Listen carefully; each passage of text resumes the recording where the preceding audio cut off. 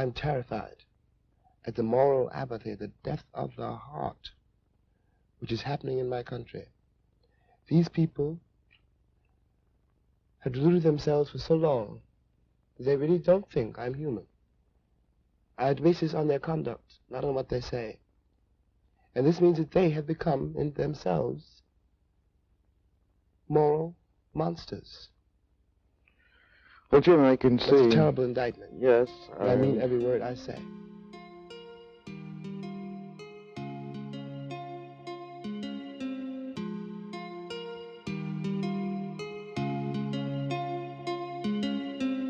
Welcome, fellow plebs. My name is Sean, and this is Tribunus Plebis. All right, I'm going to be honest with you guys. When I started really thinking about making a podcast, I was thinking about subjects that I may or may not cover, and issues with race were not on the list of things I was eager to dip my toes into. And now I'm about to plunge my feet in. I did not talk about the Ahmaud Arbery murder in my previous episodes, even though it had just happened. I wanted to, but I didn't. A big part of me doesn't feel like I have the right to say anything about this stuff because I am about as white as it gets. I grew up in a white town. I have a white family. Most of my friends are white. It seems both outside of my life experience, but also outside of some level of propriety. Should I say anything at all here? Can I say anything? Well, I guess I am going to say something now because what is going on in this country is flat out insane and flat out racist. In Georgia, 3 white men arm themselves. They follow an unarmed black jogger down the road. They chase that man in their cars and then just straight up murder him in the street in broad daylight, and they even filmed it, and nothing happened to them for months until outside pressure is applied. Yes, they got arrested, but not because the police in town wanted to do it. The arrest only came after days of protest and having a spotlight shown on how despicable and unjust the entire situation was through social media. And the thought that really stuck in my head when they announced that they were arresting the father and son who murdered Mr. Arbery was that the sheriff who showed up at the murderer's home to arrest them probably apologized as he was doing it. And then we had this woman in New York. She called the police on a black man who was out birdwatching in the park. The man asked her to leash her dog because that is the ordinance in the park they were at, and then she freaked out. She called the police and told them that an African-American man was threatening her. She said, quote, "I'm taking a picture and calling the cops. I'm going to tell them there's an African-American man threatening my life," end quote. Now, meanwhile, over in Minneapolis, the police murdered another black man. He begged, with a cop's knee pressed into his neck, to be allowed to breathe. "I can't breathe," he said. Pinned down by the neck, murdered by the police, crying, choking, and begging. His words obviously reminiscent of Eric Garner's death in New York, another black man who was choked to death by murderous police. Bystanders begged for him. At one point, they begin noticing that Floyd was no longer moving. One voice in the video says, "Bro, he's not even fucking moving." Multiple people implore the cop to get off his neck, to let him breathe. Eventually somebody asks, "Did you kill him?" The cop had indeed killed Mr. George Floyd in broad daylight in front of a crowd of bystanders and multiple other police. "You just really killed that man, bro," is what one person said to the officer who was kneeling on him. And the thing that is so obviously horrific about the murder of Mr. Floyd is just how slow it happens. The length of time that this officer takes to casually murder a man, and to do it so calmly and matter-of-factly. There is literally no way for any but the most insane of people to spin this in the favor of the police. They can't say he was scared, or that this was a split-second decision, and how dare we question it. There was no anger, no danger, no fear. It was just a public, casual, broad daylight execution in the form of a snuff film. 4 responding officers in this incident, this murder, including the bastard who killed him, have been fired for the murder of Mr. Floyd. It took 5 full days for the cop who murdered Mr. Floyd to be charged and arrested. Even with the murder on video, it took 5 fucking days. Where were the good cops everybody talks about? Why didn't other police pin that cop down, wrench his arm behind his back, choke him, and scream, "Stop resisting," as they tortured him? Why did dozens of cops from other cities, off duty, show up to protect this cop's house? Why weren't they there to arrest him? It's because actual justice in this country does not exist for people with brown skin. Not even fucking close. The so-called justice we have is racist, it is classist, and it is deeply, deeply unjust, unbelievably sick, corrupted, and twisted, even murderous. And this brings me back to that woman in the park. She got confronted by a black man about having her dog off leash in a park where they are required to be leashed. And instead of just leashing her dog and walking away, she decided to call the cops. And she didn't call the cops because there was an argument. She called and lied and told them that an African-American man was threatening her. Now, I don't know what was truly going on in that woman's heart. Maybe she was just that angry. Maybe she is just that racist. But here's the reality. She called the cops on a black man who had done nothing wrong, certainly nothing worthy of calling the police as far as anyone has suggested, even the woman herself. She said, "I'm not a racist. I did not mean to harm that man in any way." But that call to the cops themselves, when she said an African-American man was threatening her in a park, that alone could have harmed this man. It could have led to his death. A cell phone, binoculars, or camera could have become a gun when it is framed by his dark skin. And the sad thing that we saw in the Ahmaud Arbery murder and the George Floyd murder was how quickly a situation like this can go from bad to dead for a black man when the police or half-assed vigilantes get involved. We have seen it in dozens of murders in recent years. Tamir Rice was only 12 when he was killed. Walter Scott was shot in the back. Laquan McDonald was murdered in Chicago. Adiana Jefferson was shot through the window of her own home during a welfare check. Botham Jean was murdered watching TV in his apartment. I mean, I don't know how far back to go or who to include in this list because there are so many of them. And this illustrates an aspect of life that I can never truly identify with, though I do try to empathize with it. The idea that my mere existence would be considered a threat to so many. That something as unchangeable and obvious as my skin color would send torrents of fear into pale strangers and those who wear badges and are sworn to protect me. We even saw the different ways that the New York police dealt with people not social distancing or wearing masks in the city. Brown people in Brooklyn and the Bronx were ticketed, rousted, arrested, and even assaulted as the local parks were patrolled with police vans and aggressive policing. Meanwhile, in the parks with, shall we say, a paler clientele, the police walked around handing out masks, and they didn't enforce social distancing at all. And yes, this stuff is racism at work. Assuming a black jogger is a criminal, that's racist. Using Birdwatcher's skin color as a weapon against him is racist.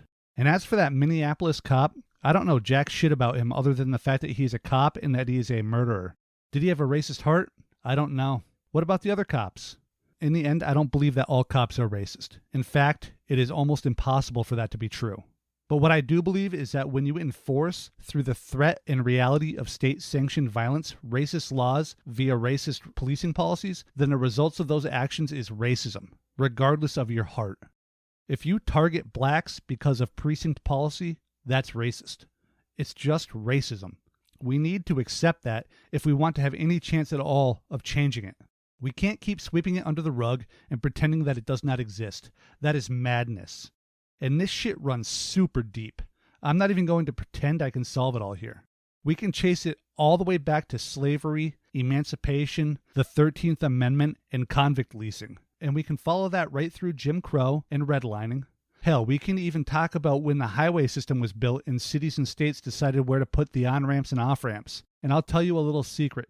They did not go to poor or minority neighborhoods. And we can bring all that up even further, right on through the crack era, broken windows era, and stop and frisk. And the result of all of these policies, plus many, many more, have lingered and destroyed entire communities. The legal, economic, and political depredation and degradation is very real. So is the social, emotional, and psychological damage. After the Arbery murder, I read and heard a lot of black men, and it was mostly black men, talk about how when they hit a growth spurt, or got too muscular, or too tall, or got peach fuzz on their chin, that their parents sat them down for what they call the talk. The talk being a euphemism for, now son, you are now perceived as a threat and you have to behave differently around white people and police now. I can't even imagine what that does to a 12-year-old as their parents tell them that their existence is now a threat and an invitation to be attacked, arrested, or murdered. And I don't have any children, so it is hard for me to really identify with the parent side of this as well. But I think about a parent sitting down with a 10, 12, or 14-year-old and just ripping that last remnants of innocence from them with that talk. Having to explain to a child that because they have dark skin, that alone makes them a target not just of blatant racism and assholes, but also an actual target for the police who are supposed to protect them. The only talk I ever got was, if you are ever in trouble, find a police officer. They will help you. And that was it. The cops were the good guys. Run up to the cop and ask for help, my mother told me. No caveats. No, keep your hands in sight. No admonitions to not have my cell phone in my hand. No warning to keep my voice neutral and approach slowly. The way some of these black men talk about the talk is how people told me to deal with a wild, unpredictable animal. And in a way, that is exactly what these parents of black children are preparing their kids for. A wild, unpredictable animal with a badge. And if hearing these stories does not tear your heart out, then you are part of the problem, my friend. I really wish I could sit here and lay out a clear and concise way to fix all of this, but I can't. How do you convince a group of people who have talked themselves into believing that they are actually superior to other human beings because of their badge and the power it bestows, a group of people who literally experience a life above the law, that they are wrong? I really wish it was as easy as hire better cops, but it isn't. It never can be that easy, can it? It is a culture problem. The national culture of revering these people, the local culture of revering these people, the media culture of valorizing them, the legal culture of almost never seriously charging and trying them, the police union culture, and just the general us versus them culture that permeates law enforcement. So, fire a racist cop? Of course. Fire bad cops, brutal cops, corrupt cops? Yes, of course. The culture, though, of course, that's the hardest thing to change. But what if we could? How about when a Minneapolis cop is watching his partner murder a man? How about he puts a nightstick to his partner's head and saves Mr. Floyd's life? How about the life of a handcuffed, subdued man is no less precious than any other man's? How about the blue wall of silence goes and fucks itself? How about DAs, cities, police unions, and other cops grow a set and go after these violent thugs who hide behind a badge? And if you're worried about this attitude I have right now and thinking, hey, not all cops are bad, well, you're part of the problem too. And so are any cops who don't stop shit like this in the moment. If good cops are out there, they need to step the fuck up and make themselves heard. Not to me, but to other bad cops. Turn these motherfuckers in, good cops. Turn them in. You a good cop? Stop your buddy from murdering subdued suspects. If you're a good cop, stand with citizens when they file a brutality complaint against your partner, which you witnessed, if you know it's true. Maybe being fair, moral, just, and doing things legally and by the book while also having compassion and charity in your heart on an individual basis does not make you a good cop if you turn a blind eye to the cruelty and brutality of the bad cops at the same time. A truly good cop would turn the bad ones in. And no, you aren't going to hear the normal, apologetic language here regarding behavior of the police. Not today, my friends. In the end, I guess the first step is to actually acknowledge that a problem exists. But with our fetishization of police, a cultural acceptance of their brutality and racist enforcement policies, plus a casual acceptance of a divided legal system, one for the poor and one for the rich, means that we still are unable to make that first step. We see a cop murder a black man, and we say that policing is a hard job. We don't know the whole story. Then we see the whole story, so we shift our excuses and we talk about how dangerous it is, and split seconds, and fear, and anything else we can think of to obscure the fact that the cop on the HD video we all just watched murdered somebody. And if that's not enough, we move to the next stage. We assassinate the character of the victim. The news rolls out a mugshot from 8 years ago. Some conservative YouTube asshole starts saying he was no angel, and then they cite stats painting blacks as violent criminals to justify the state violence which is perpetrated disproportionately against blacks and minorities. And on it runs. Cop kills unarmed black man and it gets excused by the white intelligentsia, and the cries of the black community are ignored and dismissed. Unless a bystander films it. Or the cops forget to turn off their body cam. Or they fail to erase the tape. And even then, it takes a leak or a legal battle more often than not for anyone to see that tape. Anything at all to protect the police who just murdered somebody. In this whole situation, it isn't about technicalities or whether something was by the book or not. It's not about past arrest records or somebody visiting a construction site earlier or quote unquote, I feared for my life. It's not even a test of policing or the legal system more broadly. This is a test of our most basic humanity, and we keep repeatedly failing that test. Now, I also want to take a moment here to talk about the differences in response to the initial Minneapolis protests and the Qaida dorks who protested in and around state capitol buildings. I will talk about what the Minneapolis protest turned into in a bit, but I want to focus on the initial response for a moment. The internet has been rife with memes showing the differing police response. Tear gas and aggression for Minneapolis, calm restraint for the Michigan State House. Racism? Sure, yes. But I think it is more than that.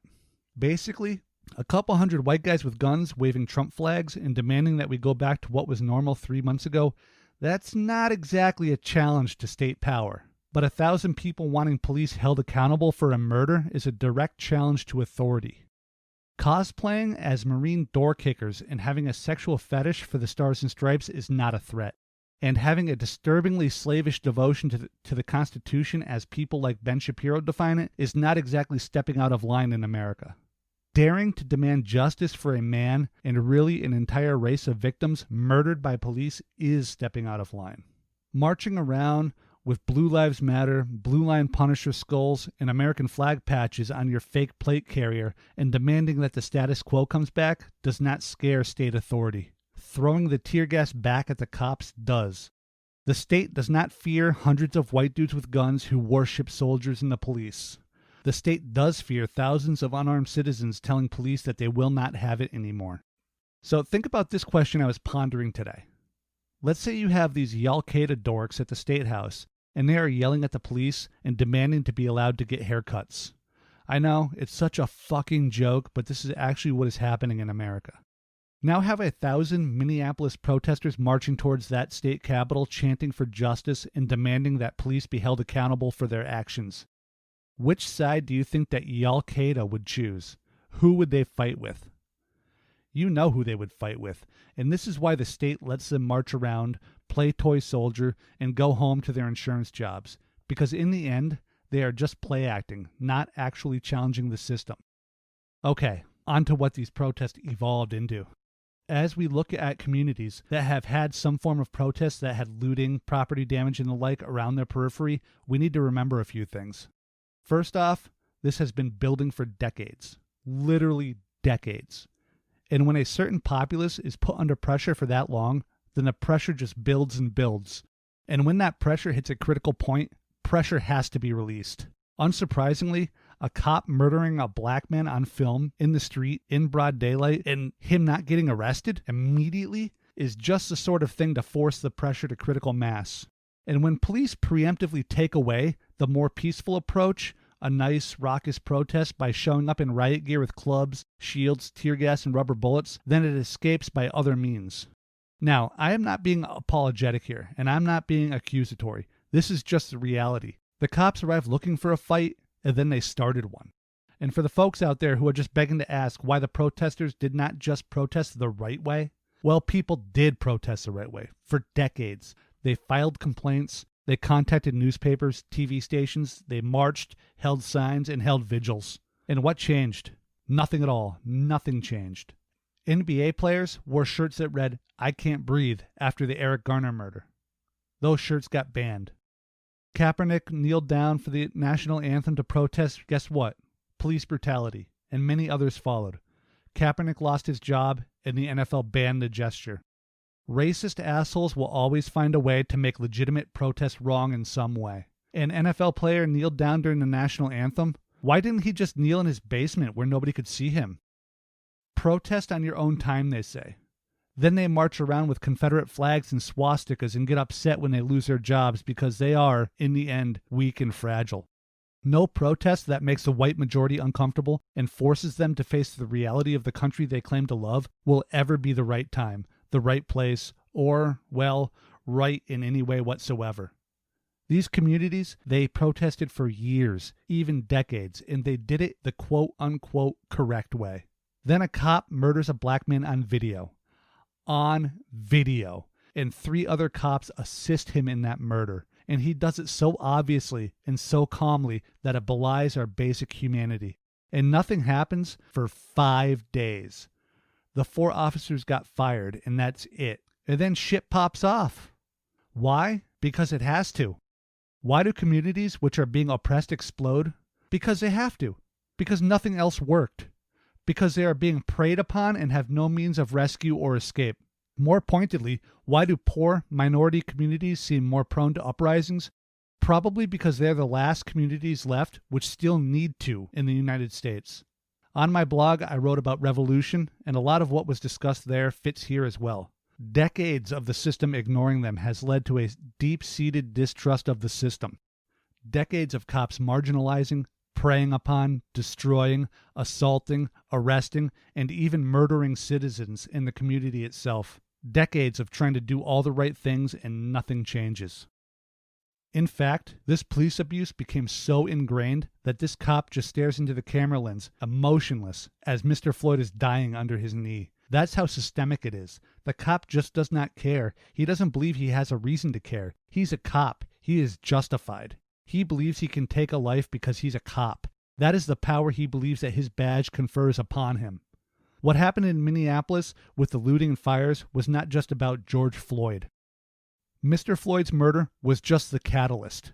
His murder was the spark that finally caught on the decades-old heap of societal detritus, the tinder, rags, wood, and gasoline that had been piling up for many years.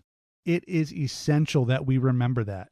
Do not let ill-intentioned assholes distract our attention from the root causes of both the murder and the response. Entire black communities are being destroyed by racist police policy and bad policing.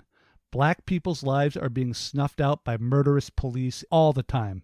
Those are the issues. Black lives do matter. And to be totally honest with everybody here, I do not give a fuck about a Target store.